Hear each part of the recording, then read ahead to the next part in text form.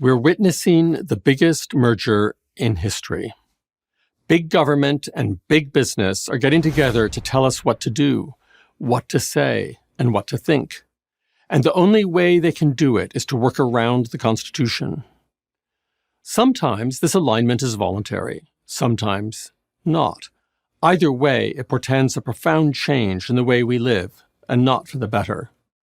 An early hint of this merger occurred in 2013.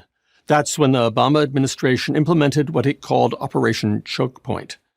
The idea was to choke off a type of business, payday lending, that the administration didn't like but couldn't get Congress to ban. Payday lenders make small, short-term loans at high interest rates. Their customers are usually in need of quick cash, for example, to pay a bill that's due before the next paycheck arrives. This is entirely legal. Nonetheless, the Obama administration pressured banks not to process credit card payments to these businesses or give them loans. Banks are heavily regulated and very susceptible to government pressure. All the government had to do was apply pressure to two banks, Four Oaks Bank in North Carolina and Commerce West in California. Soon, others took the hint and stopped doing business with payday lenders.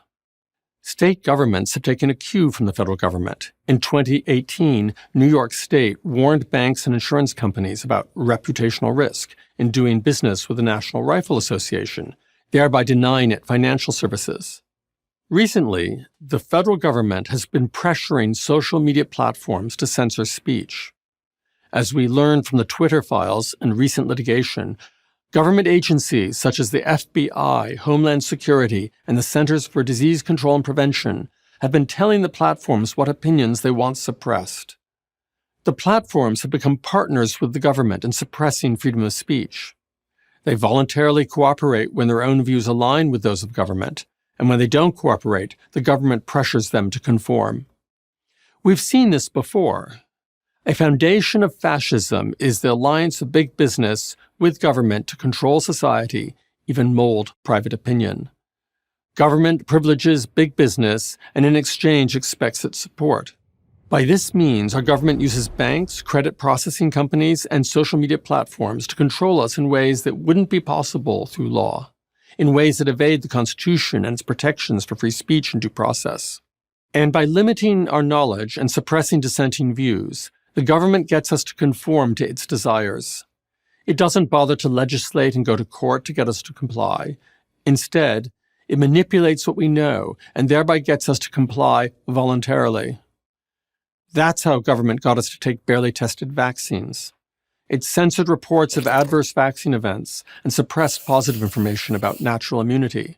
Think about this the next time you hear a government official or a big tech executive talking about misinformation.